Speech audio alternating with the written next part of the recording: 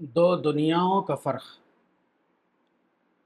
میں نے اپنی تحریری زندگی شروع کی تو میں کمیونزم کا مخالف بن چکا تھا۔ اسی زمانے میں نے اس کے بارے میں ایک مقالہ لکھا تھا جو ہندوستان کی منزل سوشلزم یا اسلام کے نام سے چھپا تھا۔ اس کے بعد میں نے اس موضوع پر زیادہ جامع کتاب لکھی جو اپریل 1959 میں شائع ہوئی۔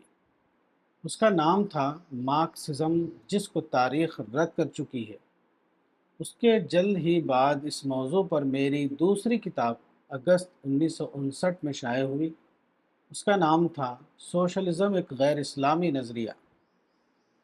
پچھلے 35 سال کے اندر اس موضوع پر میں کم از کم 100 مضامین اور کتابیں اردو، عربی اور انگریزی میں شائع کر چکا ہوں۔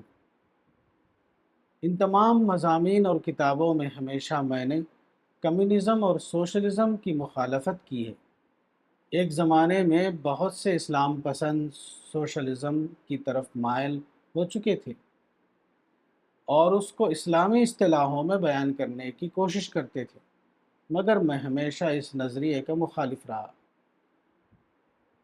11 جون 1990 کو نئی دہلی کے روسی سفارت خانے سے ٹیلی فون آیا۔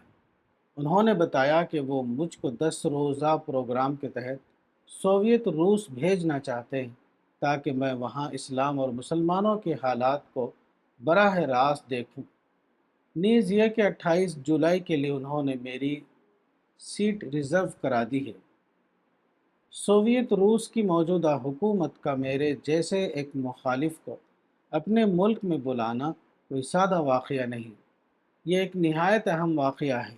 اس سے معلوم ہوتا ہے کہ جدید سیکولرزم کی وہ کون سی خصوصیت ہے جو اس کو سارے عالم پر غالب کیے ہوئے ہے۔ وہ یہی فراخ دلی اور برداشت ہے۔ مغربی جمہوریت جس کو اب روس اختیار کر چکا ہے، وہ موافق اور مخالف کی اصطلاحوں سے اوپر اٹھ کر لوگوں سے معاملہ کرتی ہے۔ وہ اپنے ایک مخالف کی پذیرائی کے لیے بھی تیار رہتی ہے۔ اس کی ایک صفت نے اس کو یہ طاقت دی ہے کہ وہ ساری دنیا پر غلبہ حاصل کر سکے۔ موجودہ زمانے کے اسلامی اداروں کا حال اس معاملے میں بالکل برعکس ہے۔ ان کے یہاں صرف اپنے موافق کے لیے جگہ ہے۔ جس شخص کو وہ اپنا مخالف سمجھ لیں، اس کے سائے سے بھی وہ نفرت کرنے لگتے ہیں۔ ایک شخص اگر کسی اسلامی ادارے کے اکابر پر تنقید کر دے تو اس کی تنقید خواہ کتنی ہی علمی اور مدلل کیوں نہ ہو، اس کے بعد وہ شخص اس ادارے کی نظر میں اتنا مبغوض ہو جائے گا کہ وہ معقول انداز میں اس کا نام بھی نہیں لے سکتے، خواہ کہ اس کو اپنے ادارے کے کسی پروگرام میں شرکت کے لیے بلائیں۔ موجودہ اسلامی اداروں کی یہی کمزوری ہے جس نے ان کو آج کی دنیا میں بالکل بے قیمت بنا دیا ہے۔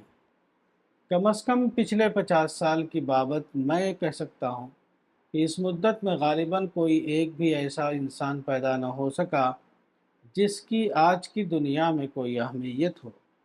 زندہ اور اعلیٰ انسان وہاں پیدا ہوتے ہیں جہاں کھلی تنقید اور آزادانہ اختلاف رائے کا ماحول ہو۔ ان اداروں میں یہ ماحول سرے سے موجود ہی نہیں، پھر وہاں اعلیٰ درجے کے انسان کیوں کر پیدا ہو سکتے ہیں؟ آج اسلام کی نئی تاریخ بنانے کے لیے مجتہدانہ صلاحیت رکھنے والے اعلیٰ افراد درکار ہیں، مگر موجودہ اسلامی اداروں میں اکابر پرستی اور تقلید شخصی کا ماحول اتنی گہرائی کے ساتھ چھایا ہوا ہے کہ ان اداروں سے مجتہدانہ اوصاف والی شخصیت کا پیدا ہونا ممکن نہیں۔ ان اداروں سے کسی اعلیٰ انسان کا ابھرنا ویسا ہی ایک عجوبہ ہوگا جیسا کسی قبرستان سے ایک زندہ انسان کا نکل آنا۔ سفر نامہ غیر ملکی اسفار، جلد 2، روس کا سفر، الرسالہ، مارچ تا اپریل 2026، مولانا وحید الدین خان، صفحہ نمبر 42۔